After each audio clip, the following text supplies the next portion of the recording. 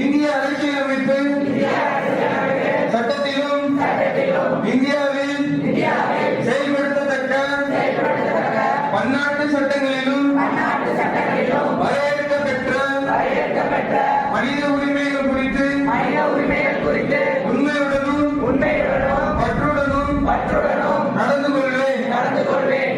அனைவரின் மனித உரிமைகளை மதித்து நடப்பதுடன் மனித உரிமைகளை பாதுகாக்கும் வகையில் நான் என்னுடைய கடமைகளை ஆற்றுவேன். என்னுடைய எண்ணம், சொல் அல்லது செயல் மூலம் பிறருடைய மனித உரிமைகளை